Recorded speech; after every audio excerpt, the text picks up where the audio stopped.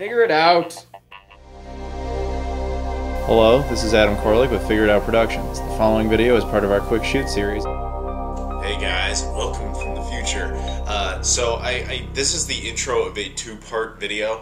I ended up shooting a whole video and I decided in post to cut it into two pieces, basically for your benefit.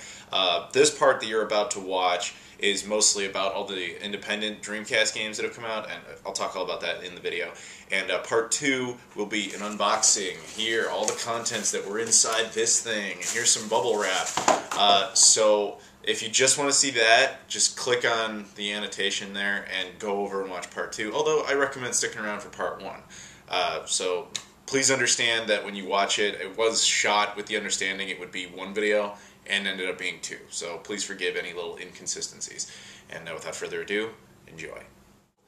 There's a couple of things I want to say. I've got a story on how this package came to be in my possession, and the other one I want to talk a little bit about Dreamcast's independent scene, because that has largely to do with the contents of this box. So quickly, I will say that the Dreamcast independent scene is, for those who do not know, although I'm betting most of you do, are people who make brand new Dreamcast games. Sega Dreamcast, huge fan, as you guys know. They make new games for the console, and they put them on pressed discs with nice manuals and cases. And they make full, complete, good games and release them and sell them. However, they're not licensed by Sega, which means Sega doesn't give them permission to do it. Sega gets no money out of it. But Sega's pretty cool when it comes to that kind of thing, and they don't go after anybody. They don't care if you do it, probably because it helps their image, so they don't mind, which is cool of them. But it's also cool that a system that was considered dead, I think officially, shall we say, discontinued, at least in North America, in like 2001, 2002, something like that. I know, I'm sorry, I choose to not really remember that date because it's depressing. And 2007 in Japan, lasted longer there, but they were really only getting like 1 or 2 games a year, which is kind of what happens with the independent scene. You get like 1 or 2 games a year, which is pretty cool. So I want to quickly show you some of these games, and I'll do maybe a whole video on this at some point. This is just going to be a quick look at it. Now, the only guys who made independent releases while the Dreamcast was commercially relevant was Bleem. Okay, now Bleem, these are not games, but what they did was they made discs like this. This is Gran Turismo 2, and then there was one for Metal Gear Solid, and there's one for Tekken 3. And I made these cases myself, but I assure you the discs are completely legitimate. What they did was, these are just basically emulators. You pop this in your Dreamcast, and then it'll, you take out the disc and you put in the PlayStation version of said game. So Gran Turismo 2, Metal Gear Solid, and Tekken 3. You put that in and it plays that game. It's the full game, obviously, but it runs it better than a PS1 or even a PS2 can do. I think it actually runs better than a PS3 can, which is pretty amazing, because PS3 also does it through emulation. Although, I guess, technically, I'm not 100% sure if the PS3 is running it better or not. But I think the Dreamcast does, because they really tried to optimize the game as much as they can, and I don't think Sony did that with the PS3, but I could be wrong.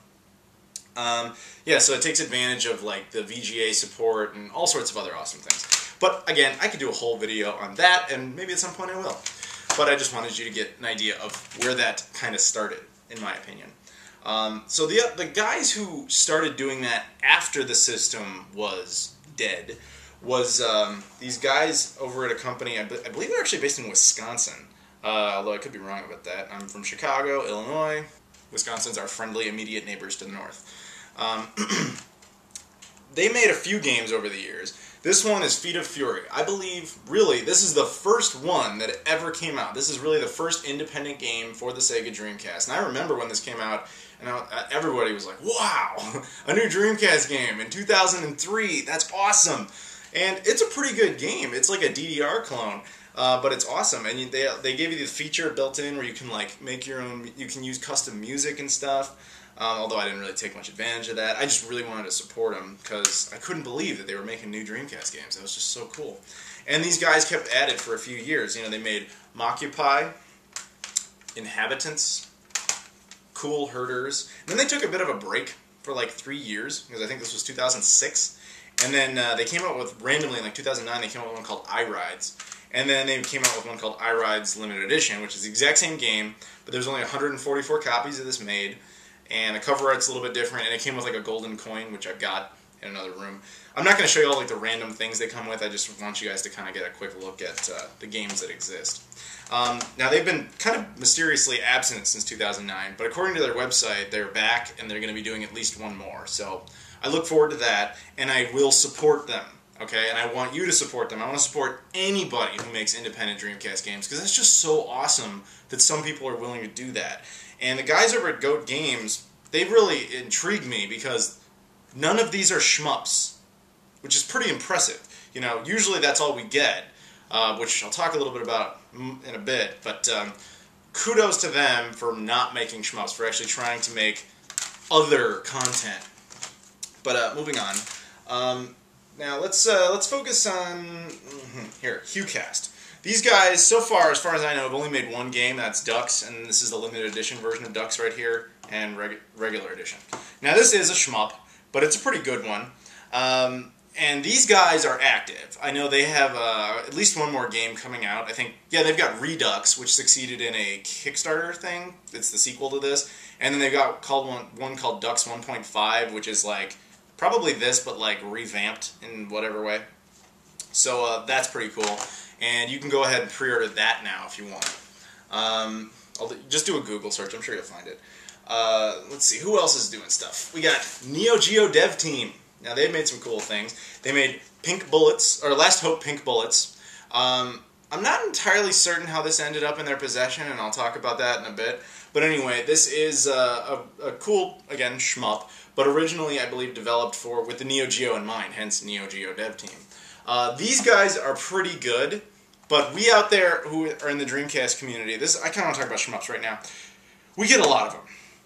The Dreamcast community gets a lot of shmups, and shmup is a shoot 'em up, that's what it means. It's, you're like in a little ship, and you shoot at things in kind of a side-scrolling way, or straight head-on, or whatever.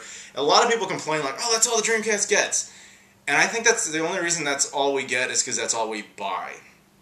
Like I said, those Goat games, not too many people actually buy those.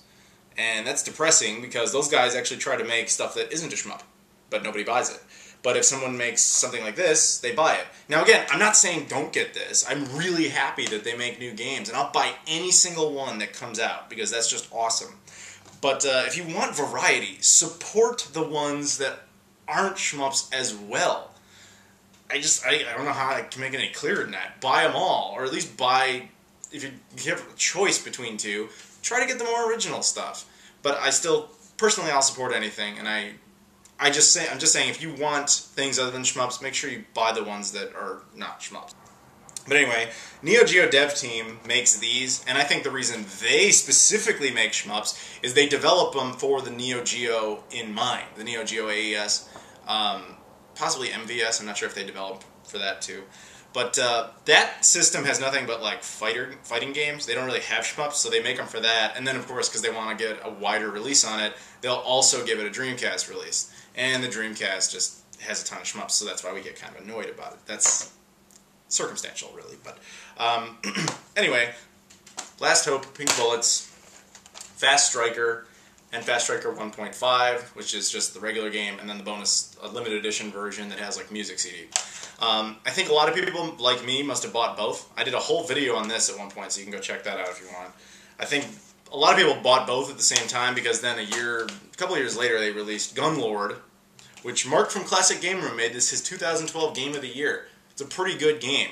They just decided to, well, you can get this Dragon box set, and it just has both versions of the game, which is what we collectors want, so what the hell, they just did us a favor and gave it a nice package. This was a really cool and much more unique title than we tend to get, and if you don't have Gunlord, you really should get it, because it's a run-and-gun kind of Metal Slug type of game. It's really cool. I did a video on this as well, so please go check that out. And make sure to support them, because they're going to keep making games for the Dreamcast. They're one of the few guys out there that are still doing it. And they should be rewarded for that effort. Moving on, let's see here. Focus on that in a bit. We have some more unique independent games here. This one is called Dream Para Para. Now, this is one of the few pieces of Dreamcast hardware I have that I've not done a video on. Now, I do have more Dreamcast stuff I haven't done a video on, of course all the games and everything, but I never did a video on this, and I will eventually. But this is, without a doubt, as far as I can tell, the single rarest of all the independent games, because it's not really an independent game. Dream Para, as far as I know, is actually a PS2 game, and a Chinese company somehow managed to... They made their own controller for it, and then they also managed to basically port the game over, which is pretty weird that they took it upon themselves to do that. And this thing is really hard to find. It took me years to find this thing, and I've taken very good care of it since I got a hold of it because I was just so happy to have it. And unfortunately, the game simply does not operate if you don't have the controller, which is why it's really, really rare, because if you were to burn the game, it would just say, like, you need the controller, and it won't work, so that's too bad. But, yeah, so this is a very unique one. But that's another kind of independent game we get, which I would say support it, but only if you can find it, because, I mean, no one else really makes things like this. This is pretty random. Put that aside. The game just fell. The irony is not lost on me.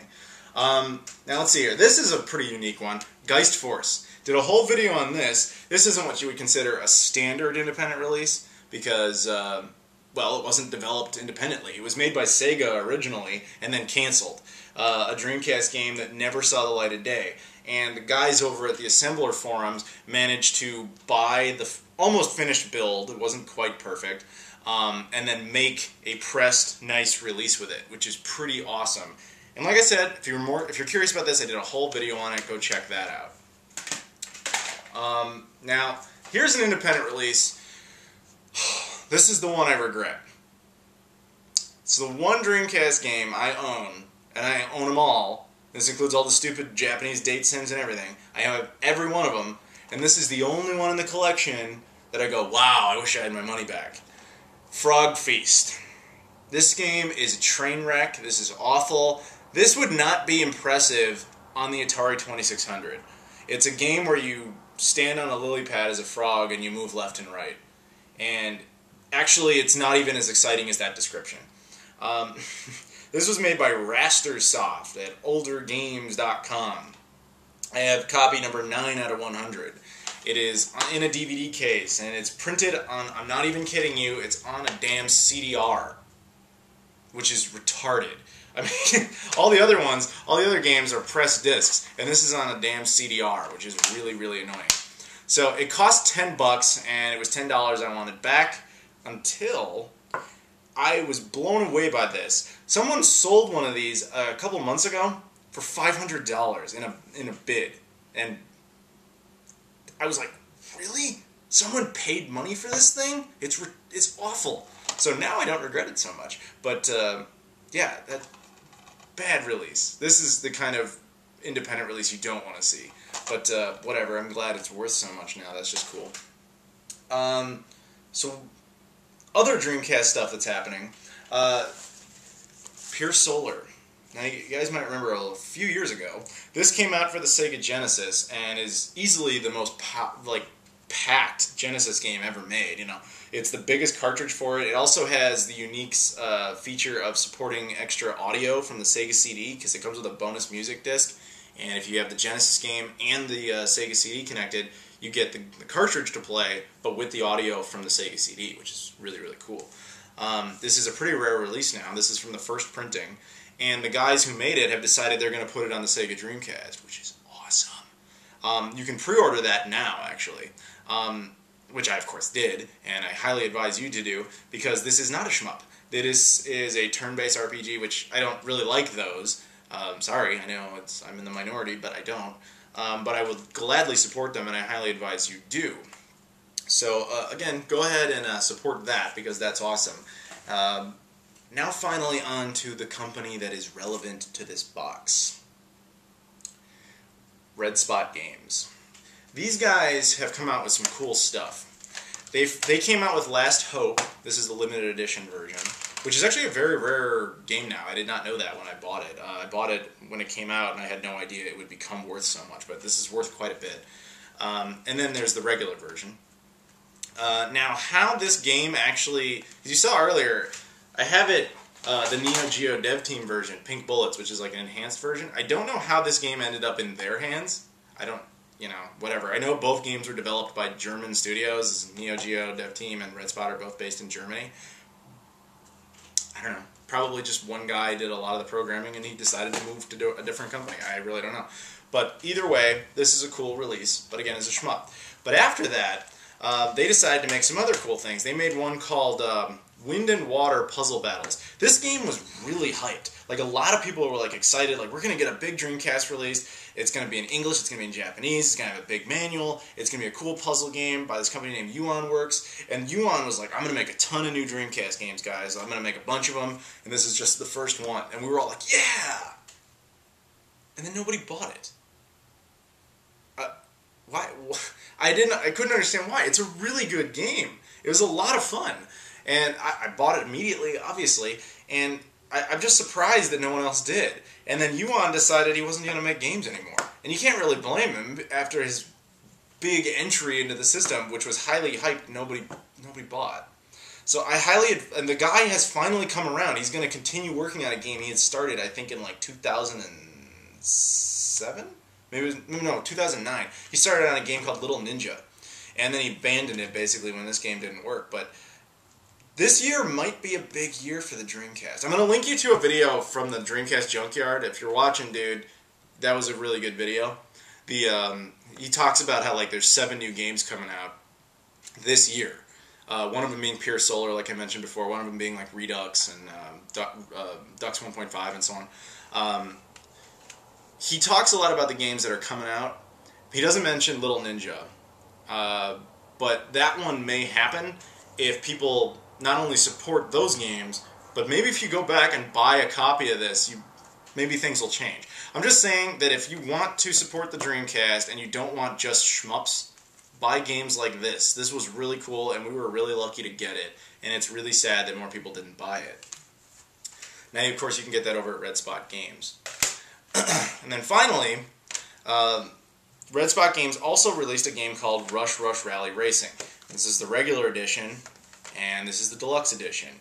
Now the difference, of course, is that this is just the game, and then this one comes with a music CD.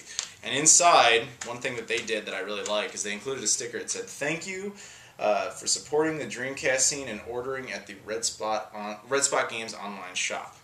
Okay? I'm happy to continue to support them. But this is the last one they made. But they're not done. Now we fast forward to the box. No, this is not a new game. And no, this is not a game called Sturmwind, which you guys may or may not know about. Sturmwind is Red Spot Games' next Dreamcast game. It's actually supposed to drop later this month, and it was something we could pre-order a few years ago, but I'll talk a bit about that in a bit.